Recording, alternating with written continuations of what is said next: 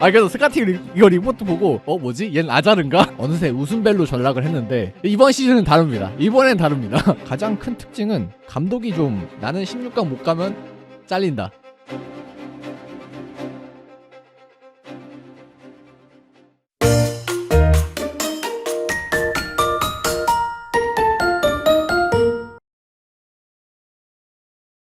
네, 월드컵 프리뷰 D조 다시 시작해보도록 하겠습니다. 일단 D조는 처음에는 일단 우리와 친숙한 나라죠. 호주부터 한번 살펴보도록 할 텐데요. 일단 호주는 명단이야 크게 막 이변이 있는 선수들은 많지 않았는데 일단 가장 좀 괜찮은 선수들을 살펴보자면 일단 매튜 라이언 또 네. 아스날에서 네. 또 브라이튼에서 또 뛰었던 골키퍼니까 좀 유명하고요. 그리고 에런 무이 역시 에런 브라이튼에서 활약을 했었고 지금은 셀틱에서 또 활약을 하고 있기 때문에 가장 뭔가 클래스가 높은 선수라고 보면 될 것 같습니다. 그리고 가랑 쿠올이라고 뉴캐슬 합류 예정인 또 유망주도 있어요. 네. 그래서 이런 선수들 이런 주요 선수들이 있는 그런 호주입니다. 네. 일단- 그리고 네. 또 이제 예전에 이제 호주 대표팀에서 좀 주목을 받았던 아워 마빌 같은 선수도 있죠. 네, 그렇죠. 이민자에서 호주 이민자 출신 그런 선수인데 이제 폭발적인 스피드를 바탕으로 좀 측면에서 위협적인 돌파를 할 수 있는 좋은 자원입니다. 일단 호주 같은 경우는 굉장히 어렵게 월드컵에 또 진출을 했어요.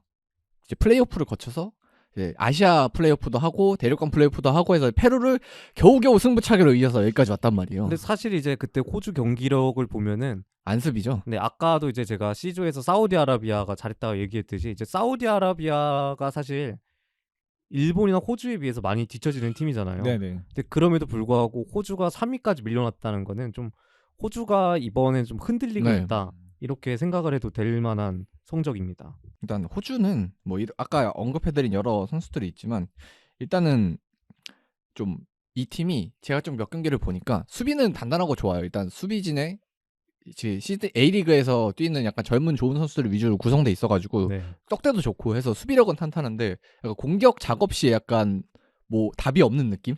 어떻게 과연 해야 되나? 예전에는 이제 팀 케일이나 이런 선수들이 있었던 반면에 약간 지금에는 거의 호주의 공격에서 떠오르는 스타가 딱히 없죠. 네, 그렇죠. 그나마 원톱 자원도 이제 부진하고. 뭐 떠오르고 그다음에 크랙 역할을 해줄 수 있는 선수 찾아봐야 이제 방금 말씀하셨던 아오 아빈이나 그다음에 제가 말씀드렸던 가랑쿨. 가랑쿨. 근데 이 선수는 2004년생으로 너무 어린 선수이기 때문에 네. 이 가랑쿨 같은 경우는 또 바르셀로나랑 호주 이제 A리그 올스타 팀이랑 네.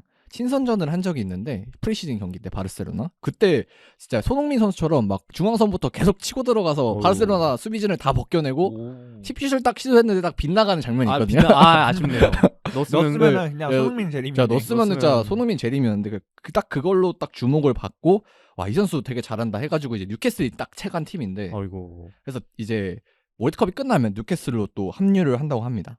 뭐 스카우팅 리포트 상으로는 막 발도 빠르고 드리블도 잘하고 결정력도 좋고 플레이메이킹도 된다. 그런 재능이 있다. 너무 좋은. 그래서 너무 그래서 좋은 스카팅 것 같아. 이거 리포트 보고 뭐지? 얜 아자른가? 전성기 아자른가? 전성기 아자르. 전성기 아자르가 될 제목인가 이렇게 생각했는데 사실 음. 스카우팅 리포트는 이제 장점을 보는 거니까 그쵸. 어쨌든 가능성이 있다. 사실 네. 장점만 좀 음. 비춰주잖아요. 맞아. 네. FM에서도 스카우팅 리포트 봤을 때 엄청 좋아갖고 영입하면은 사실상 그 뭐지 포텐이라고 하죠. 네. 포텐이 별이 막 갑자기 팍 깎여 있는 그런 깎여 경우가 있고 있긴 막, 하거든요. 막 진짜 에디터 열어보면 121이고 121이고. 그러니까 108, 122 이런 거 음. 많잖아요. 그래서 일단 예측을 할 수 없는 선수고 그리고 이 선수가 사실 A리그에서도 뭔가 주전으로 계속 경기에 나온 게 아니기 때문에 조금씩 뛰었어요. 막 풀타임 팀 경기도 많지 않고 그래서 뭔가 기대를 걸기에는 좀 어려운 선수고 가랑쿠 같은 경우도 그리고 좀 공격을 풀어줄 선수를 찾는다면 결국 또 에런 무이로 가야 되는데 그렇죠. 이 에런 무이 같은 경우는 지금 셀틱에서 뛰고 있는데 뭐 완전 주전은 아니고 이제 로테이션 정도로 약간 돌아가면서 출전을 하고 있어요. 근데 어쨌든 이 선수가 원래도 기동력이 엄청 장점인 선수는 아니었는데 아무래도 시간이 좀 지나다 보니까 전성기에서 내려와서 그렇죠. 그래서 좀 활동량은 좀 떨어지고 근데 이제 다만 킥 좋고 패스가 좋다 보니까 아무래도 빌드업 부분에 있어서 이 선수를 엄청 의존을 해요. 호주가. 그래서 수비형 미드필더 딱 4-3-3에 딱 수비형 미드필더 뒷꼭지점으로 나오는데 이 선수가 얼마나 좀 활약을 해주느냐 뭔가 압박을 많이 받을 텐데 이 선수가 얼마나 잘 풀어낼 수 있느냐가 또 중요할 것 같습니다. 또 이제 더해서 이제 에런 무이를 좀 도와줄 선수로 이제 잭슨 어바인이라는 선수가 있는데 네, 그 예전에 홀시티에서 맞습니다. 선수로 기억을 네. 하는데 지금은 독일 2부 리그인 장카타파올리에서 아. 뛰는 선수인데 이제 중앙 미드필더예요. 약간 이 선수는 피지컬도 되게 좋고 그리고 약간 싸움딱 기질의 선수로 봐야 되거든요. 그래서 에런 무이가 약간 활동량이나 이런 게 약간 모자라는데 이 선수가 약간 옆에서 든든한 보디가드처럼 딱 커버도 해주고 그리고 힘이 되게 좋기 때문에 킥이 되게 멀리 빨리 나가서 약간 연습 상황에서도 뭔가 롱볼도 많이 시도하는 모습도 보여줬어요.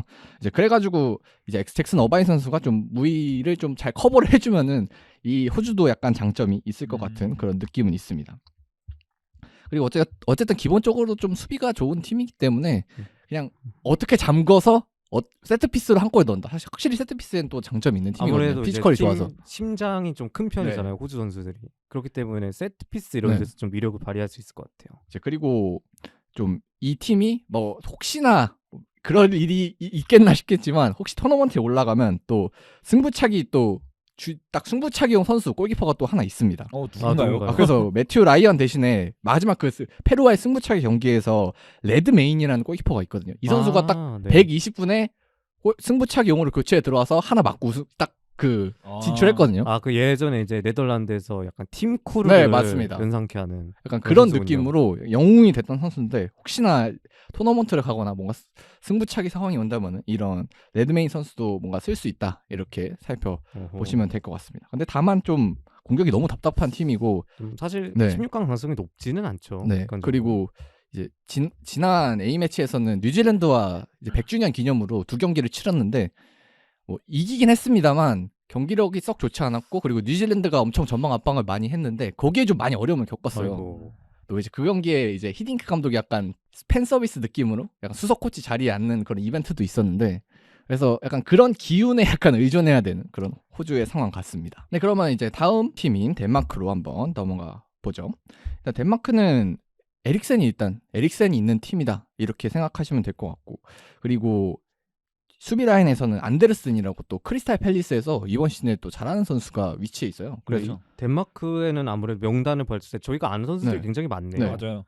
뭐 골키퍼에 이제 뭐 카스퍼 슈마이켈도 뭐 레스터에서 오래 뛰었던 만큼 이제 EPL 팬들은 잘 아실 만한 이름이고 물론 지금은 니스로 이적했지만요. 그리고 뭐 미드필더도 에릭센도 있지만 이제 토트넘에서 뛰고 있는 이제 에밀 호이비에르도 있기 때문에 뭐 좀 찬찬히 둘러보면은 정말 좀 아는 이름들이 많이 보여요. 네. 네, 수비수들 중에는 이제 저번 시즌 이제 밀란에서 좀 괜찮은 활약을 보였던 시몬 키에르가 있고 이제 아까도 말씀드렸지만 이제 크리스탈 팰리스의 요아켐 안데르센이 있고요. 그리고 또 리즈로 이적해서 그 괜찮은 모습 보여주고 있는 라스무스 크리스텐센이라는 라이트백도 있습니다. 그리고 이 다니엘 바스라는 또 옛날 발렌시아에서도 네. 활약을 했던 좋은 베테랑 선수도 있고 해서 수비 라인은 진짜 뭔가 어느 선수가 나오든 다 좋은 활약을 펼치는 선수들이고 어쨌든 주전 라인은 엄청 탄탄하다고 볼 수 있습니다. 사실 뭐 네. 왼쪽 풀백을 제외하고는 이제 덴마크가 좀 수비 라인은 좀 괜찮은 편이다. 이렇게 정리를 해볼 수 있을 것 같아요. 그리고 안데르센이 이번에 크리스탈 팰리스가 그래도 몇몇 돌풍을 일으키는 장면을 보여준데 그 경기에서 그런 모습들에서 약간 핵심이 되기도 했어가지고 물론 이제 발이 느리다는 약점이 있지만 뭐 롱볼도 좋고 그리고 키가 워낙 크기 때문에 공중볼 능력도 좋아가지고 아마 이 선수도 한번 주목해 보면 좋을 것 같습니다. 대신 이제 좀 주목할 점이라고 하면은 이제 안드레스 크리스텐센 선수가 명단에 들지 않았다.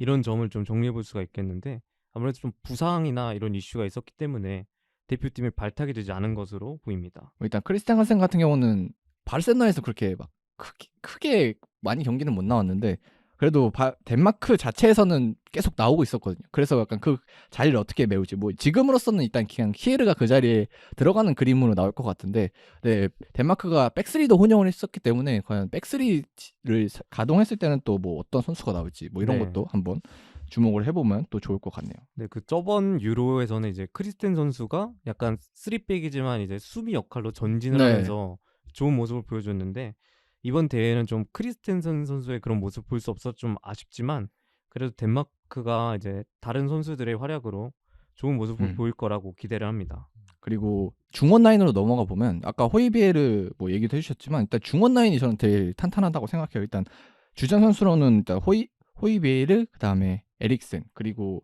가끔 이제 델라인 선수도 이제 네, 많이 같이 토마스 나오는데 델라인. 델라인이 세비야에서 뛰고 있는 델라인 선수도 많이 나오는데 일단 여기서 에릭센을 좀 주목해봐야 돼. 일단 에릭센이 이번 시즌 맨유 가서 좀 고생을 하고 있는 삼선에서 좀 고군분투하는 모습이잖아요. 네, 이번 시즌에. 그래도 이제 좀 괜찮은 모습을 네. 보여주고 있죠. 그런데 뭔가 삼선에 있으면서 수비적인 역할도 해야 되다 보니까 좀 힘들어 하는데 이 덴마크 대표팀에서는 또 상황이 완전히 다릅니다. 일단 덴마크 대표팀에는 호이비에르 그리고 델라이니가 든든하게 뒷문을 지켜주기 때문에 에릭센은 뭔가 좀 더 네. 앞선에서 토트넘에서처럼 뭔가 걱정 없이 뒷문 걱정 없이 뭐 적극적으로 패스를 또 시도해주는 느낌이었거든요. 그래서 막 지난 프랑스와의 네이션스리그 경기에서도 진짜 골을 앞에 선수가 놓쳐서 그렇지 킬 패스도 정말 멋지게 롱 패스를 하나 시도하기도 했고 네, 그런 성공하는 부분도 있기 때문에 일단 에릭센의 장점을 최대한 극대화할 수 있는 스코어이기 때문에 과연 에릭센이 얼마나 지금 활약을 펼쳐줄 수 있다. 메뉴에서 그렇게 뒤에 내려가 있는데도 그렇게 지금 잘 플레이하고 있는데 덴마크에서 앞에 올라왔을 때 또 어떤 모습을 보여줄지도 상당히 기대가 되는 덴마크 대표팀입니다. 근데 이제 덴마크의 문제는 또 공격 진영이라고 할 수 있어요. 이제 수비와 중원 우리가 되게 좋다 이런 얘기 많이 했었는데 공격진은 그거에 비해서는 좀 무게감이 떨어지는 모습이 있습니다. 일단 뭐 올센 선수나 아니면은 브레스웨이트 아니면 돌베르 뭐 이런 선수들이 주로 공격수 쪽에 출전을 하고 있는데 아무래도 올센 선수 같은 경우는 침투나 아니면 크로스 부분 해서 좀 특장점이 있는 선수고 이제 벨기에 리그에서 뛰고 있는데 또 이번 시즌 활약도 괜찮아요. 그래서 이 선수는 그래도 좀 상수의 역할을 하고 있는데 이제 가장 문제는 스트라이커 쪽이에요. 지금 근데 이제 네. 풀센하고 돌베르 그리고 네. 브레이스웨이트 등이 네. 약간 좀 돌아가면서 못하는 모양새를 보여주고 있기 때문에 그래서 약간 덴마크의 공격수들 보고 있으면 와 저런 개도답 삼형제 어떡하지 이런 느낌도 드는데 약간 이제 네. 한 선수 쓰면 다른 선수가 또 보고 싶거든요. 네. 근데 이제 그 선수 쓰면 다른 선수가 또 보고 싶고. 뭔가 그 메비우스에 뛰군요. 네, 메비우스에 뛰죠. 이제 그런 식으로 약간 공격수 딱 그 자리가 아쉬운데 그래서 포울센 선수 같은 경우는 이번 시즌 좀 폼이 좋지 않아서 약간 아슬아슬하게 마지막 명단 발표 때 덴마크에 극적으로 또 합류를 한 케이스라서 과연 이렇게 좋지 않은 폼을 가지고 있는 공격수들이 뭐 지금 덴마크의 경기로 좋지만 뭔가 경기가 잘 안 풀렸을 때는 뭔가 해결사의 부재가 나타날 수도 있는 그런 덴마크 대표팀의 상황입니다. 일단 덴마크의 가장 큰 장점은 아까 중원과 수비가 탄탄하다고 했다시피 일단 수비력에 있고 네이션스리그에서도 크로아티아전에서 한 경기 3실점이 있어서 그렇지 일단 총 6경기에서 다 이제 5실점 그러니까 크로아티아 경기 빼면은 사실 5경기에서 2실점밖에 안 한 거예요. 오, 그러면 수비력이 네. 좀 단단한 편이군요. 뭐 그 정도로 수비력이 굉장히 좋기 때문에 그리고 또 프랑스를 상대로 같은 조에 속해 있는데 그 프랑스를 상대로 일단 2경기 네이션스리그에서 다 이겨놨다 이번 와. 연도에. 상대 전적 네, 상대 정도 2대 0이다. 그래서 깔고 가는 거기 때문에 그 점이 약간 엄청 장점으로 프랑스 2조에서 프랑스를 잡고 간다 하면은 거의 16강은 따는 당상이거든요. 그렇죠. 네. 어느 정도 1승 재물 재물이라고 하기엔 좀 재물? 너무 큰 이름이긴 너무 하지만 큰데. 네, 그래도 일단은 네이션스 리그에서는 일단 붙었을 때 이겼으니까 어느 정도 1승 그러니까 좀 더 유리한 고지를 점할 수 있는 이제 팀이 있다는 거니까 좀 더 조별 진출은 좀 더 유리할 것 같다. 네, 그래서 덴마크는 이제 공격진의 문제, 뭔가 골이 안 풀렸을 때는 문제가 될 수 있지만 뭐 예를 들어 시원하게 선제골 한번 넣고 시작한다면은 확실히 뭔가 그 스코어를 지키기에는 걱정이 없는 팀이 될 것 같습니다. 네, 그러면 덴마크는 여기까지 정리해 보고요. 다음 팀이 프랑스로 한번 넘어가 보도록 하겠습니다. 네, 디펜딩 챔피언이죠. 그래서 명단만 보면은 일단 우리가 모르는 선수를 찾는 게 더 힘든 프랑스 대표팀이에요. 없는데요.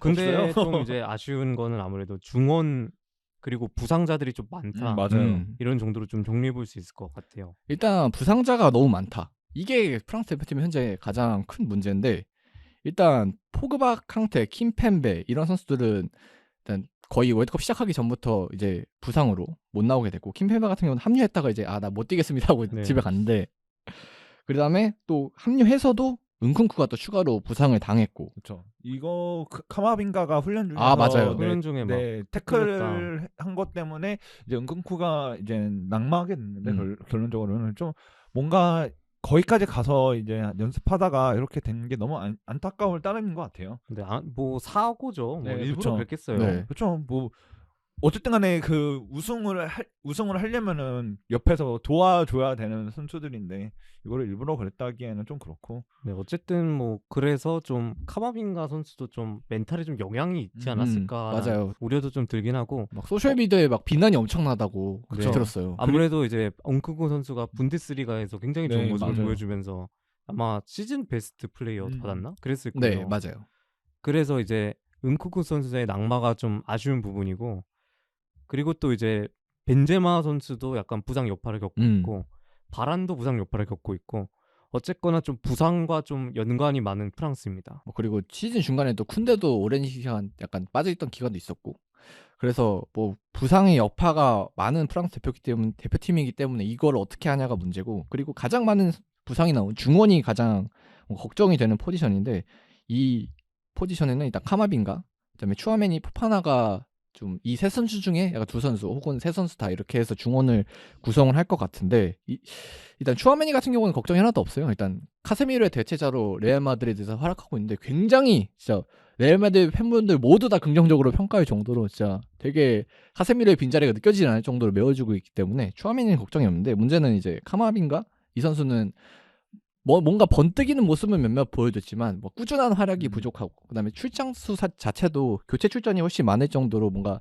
레알 마드리드에서 아직 확고한 주전 이런 느낌은 전혀 아니기 때문에 뭐 프랑스 대표팀에서 이 무게를 감당할 수 있을까? 이런 의문은 좀 있는 것 같아요. 네, 저는 그래서 오히려 좀 기잉두지 선수가 이번 시즌 월드컵 주전으로 뛰지 않을까 이런 생각이 듭니다. 아무래도 이제 팀에서 좀 중요한 역할을 맡고 있기도 하고, 마르세유에서도 주전으로 계속 뛰고 네, 있으면서 맞아요. 그리고 그 경기 얘기- 감각을 네. 유지하고 있거든요. 그래서 비행규제 이제 얘기도 많더라고요. 이번 시즌 아무래도 중앙에서는 이제 카마빈가래 추아멘이랑 이제 기행두지가 주전으로 출전하지 않을까 이런 생각이 듭니다. 뭐 기행두지도 이번 시즌 계속 선발 출장하면서 폼이 좋지만, 일단 이 포파나 선수도 되게 괜찮은 선수입니다.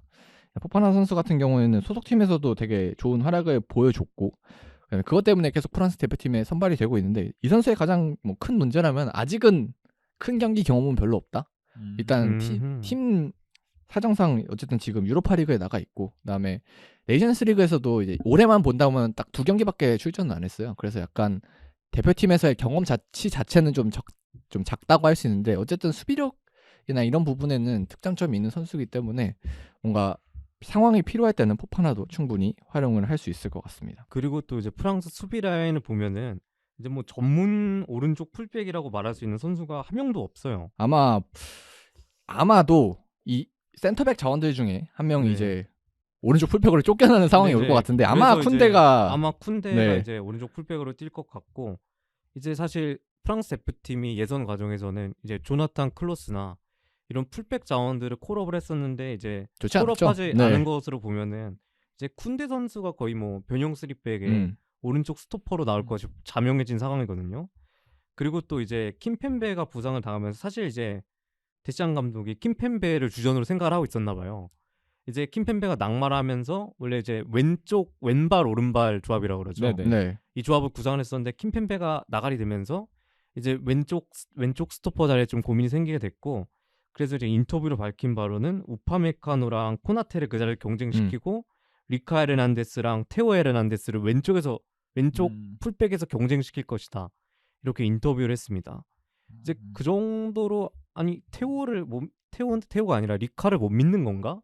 라는 생각이 들기도 하고, 좀 약간 그러니까 왼발 약간 오른발을 기원한 사실 부분. 맞추고 싶으면 무조건 리카 에르난데스가 그냥 왼쪽 센터백으로 출전하면 아무 문제가 없거든요. 네, 근데 그 정도로 리카를 센터백에서 신뢰를 못하는 것인지 좀 의문이 가기도 하고, 그리고 또 코나테랑 물론 이제 프랑스 센터백진 뭐 좋은 편이긴 한데, 좀 킴펜베를 주전으로 생각하고 있다는 게 좀 약간 놀랐습니다. 일단 킴펜베 같은 경우는 파리 생제르맹에서도 폼이 그렇게 좋지 않았기 때문에 좀 이번 시즌은 그러니까 좋을 때는 좋은데 또 실수를 기록할 때는 네. 좀 대용 미스를 하기 때문에 좀 언제 터질지 모르는 폭탄 같은 선수였는데, 약간 좀 킴펜베를 주전으로 생각했던 게 이게 과연 맞나라는 생각이 들 정도로 좀 의구심이 들었던 결정이었습니다. 네, 그리고 뭐 바란이야 몸 상태가 안 좋아서 그렇다 치더라도 일단 살리바는 확실한 카드가 있는데, 네. 이것도 좀 활용해봐야 될 것 같은데, 뭔가 데시안 감독의 눈에는 살리바는 약간 뭐 1번은 아닌 느낌이에요. 지금 아무래도 인터뷰 좀 바란 보면. 선수가 네. 부상이 아니면 바란 선수가 계속 출전을 네. 하겠죠.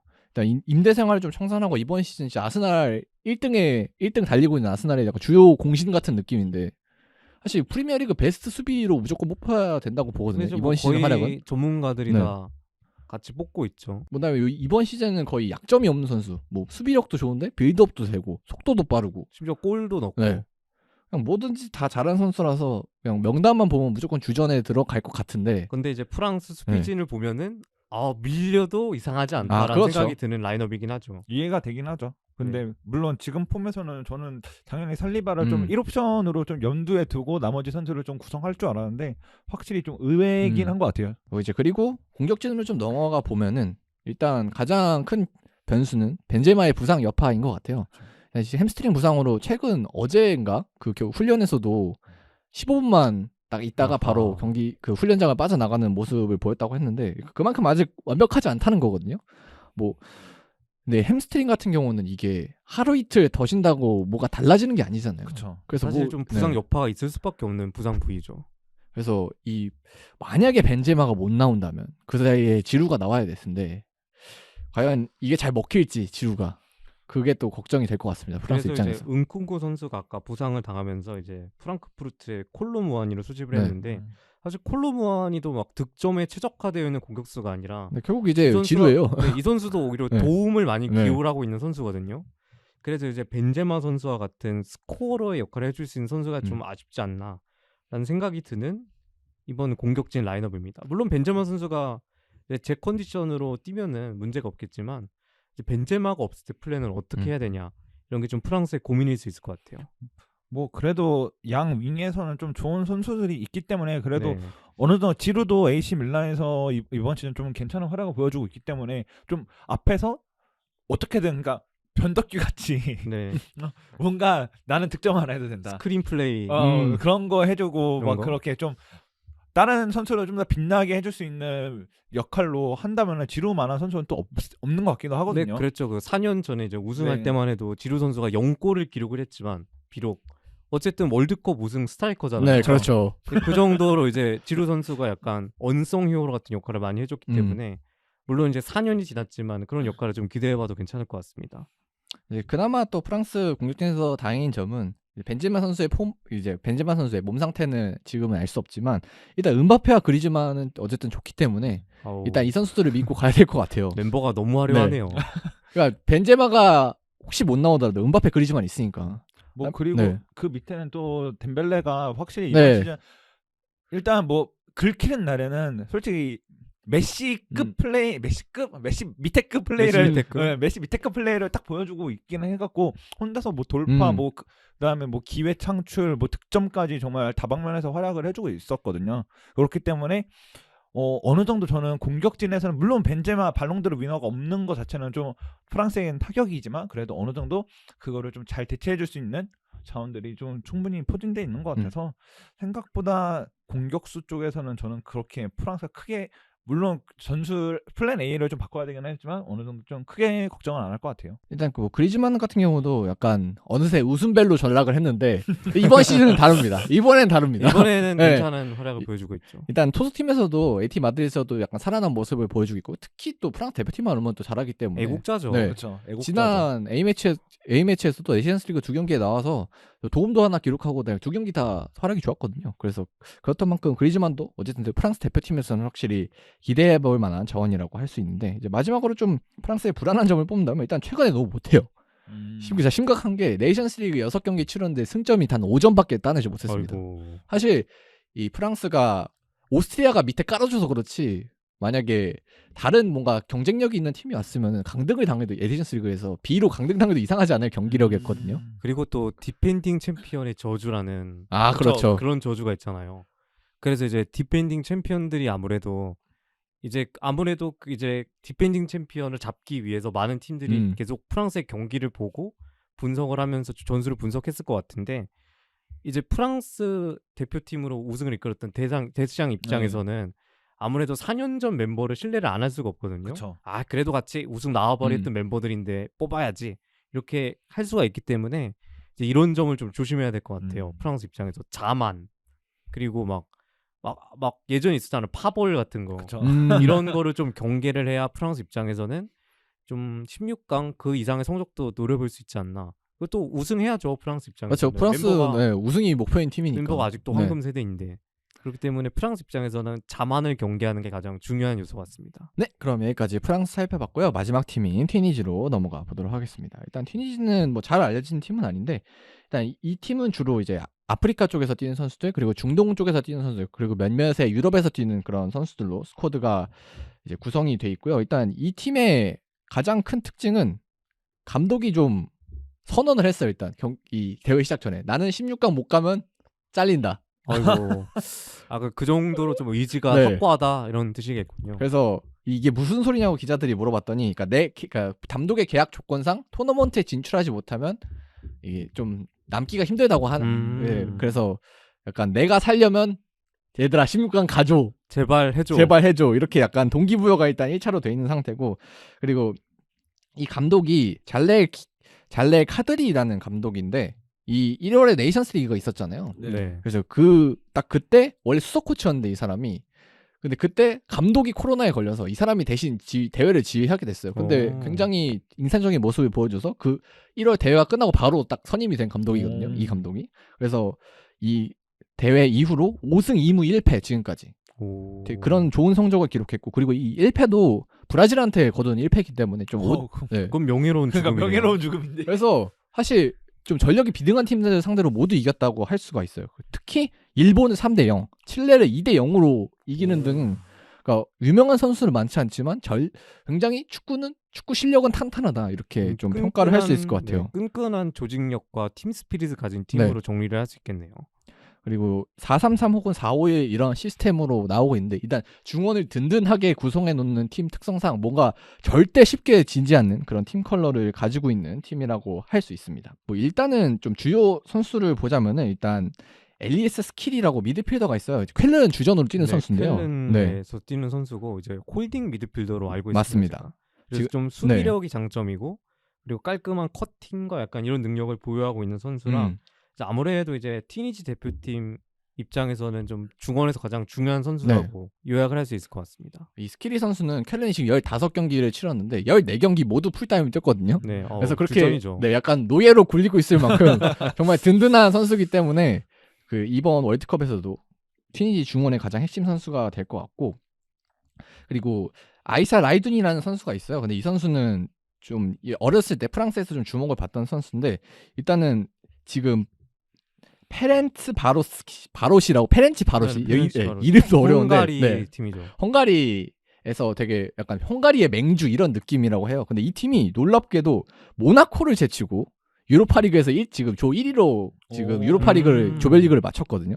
근데 이 팀의 주전 미드필더라서 그다음에 되게 유로파리그에서도 좋은 모습을 보여줬기 때문에 어느 정도 기량이 검증됐다고 할 수 있고 이제 그 모나코 같은 강팀을 상대로도 또 좋은 활약을 펼쳤기 때문에 이 라이두니 선수도 약간 기대가 되는 그런 선수입니다. 그리고 마지막으로 가장 해결사 역할, 가장 튀니지에서 중요할 수 있는 선수가 와비 카즈리라는 선수인데요. 네, 이 선수는 이제 좀 유명한 선수죠. 예전에 썬덜랜드나 이런 맞습니다. 뛰었기도 하고. 그다음에 지금은 약간 프랑스 리그에서 뛰고 있는데 지난 시즌에 생테티엔이 강등이 됐잖아요, 이부 리그로. 근데 클로드 필 감독님이 가서 강등을 시켜놨죠. 그래서 안타까운 팀이었는데 그 팀에서 리그 10골을 기록한 선수예요. 그 팀에서 리그 10골? 거의 30골인데요. 황이죠? 그렇게 되나? 평행이론? 하여튼 그래서 이 선수가 지난 시즌에 그렇게 강등팀에서 10골을 넣을 정도로 좋은 활약을 펼쳤던 선수고 그리고 이번 시즌에는 또 몽펠리아가 또 바로 모셔갔어요. 강등되니까. 그래서 몽펠리에서도 반주전 선수? 약간 완전 주전은 아니지만 그래도 어느 정도 많은 경기를 출장하고 있기 때문에 약간 공격수 부분에서 좀 유럽에서도 경쟁력이 있는 선수다. 이렇게 약간 검증이 된 선수기 때문에 이 선수도 약간 카즈리 선수도 이번 튀니지에서 가장 주목해 볼 선수가 될 것 같습니다. 네, 그리고 이제 튀니지 수비에서 좀 주목해 볼 만한 선수는 이제 몬타라르 탈비라는 선수가 있어요. 네. 이제 로리앙에서 뛰고 있는 선수인데 예전에 이제 루빈 카잔에서 황인범 선수랑 같이 뛴 경력이 있는 선수입니다. 이제 그래서 튀니지의 주전 센터백으로 뛰고 있고 이제 튀니지의 수비를 좀 단단하게 만들었다. 이런 평가를 받고 있는 선수입니다. 이 선수가 이제 수비진 센터백 주전으로 활약을 하면서 튀니지 대표팀 수비가 안정됐고 그래서 끈끈한 조직력을 완성할 수 있었다 이렇게 평가받는 선수입니다. 네, 뭐 이렇게 여러 선수도 있고 그리고 뭐 엄청 잘하는 선수는 또 아니지만 이제 유세프 부사니크라고 지난 월드컵에서 이 십자인대 부상을 당해서 월드컵에 못 나간 선수가 있어요. 그래서 이 선수는 이번에는 약간 칼을 갈고 우리 대표팀의 약간 김진수 선수나 김민재 아이고, 선수처럼 네. 이번 리그에서 또 월드컵에서 활약을 또 결심하고 온 선수이기 때문에 이 선수도 한번 격가지로 주목해 보셔도 좋을 것 같습니다. 자, 그럼 이렇게 TG진까지 좀 정리를 해봤고요. 그러면 마지막으로 또 어느 팀이 올라갈지 얘기를 해보고 마치도록 하겠습니다. 저부터 먼저 해볼까요? 네. 아무래도 이제 프랑스가 그런 디펜딩 챔피언의 저주가 있긴 하지만 이제 문제는 이제 다른 팀들이 과연 프랑스를 제치고 올라갈 수 있냐 이렇게 물어보면 또 쉽지 않을 것 같다는 생각이 듭니다. 저는 그래서 결국 프랑스가 조 1위로 올라갈 것으로 예상이 되고 이제 덴마크가 조 2위가 될 것 같다. 이렇게 좀 무난한 예상을 해보고 있습니다. 근데 이제 그 과정에서 이제 덴마크가 프랑스를 잡는데 이제 덴마크가 막 다른 팀한테 갑자기 막 비기거나 그래 승점을 드랍할 것 같아요.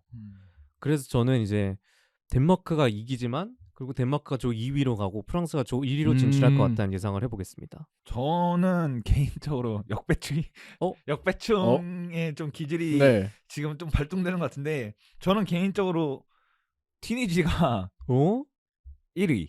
1위? 네.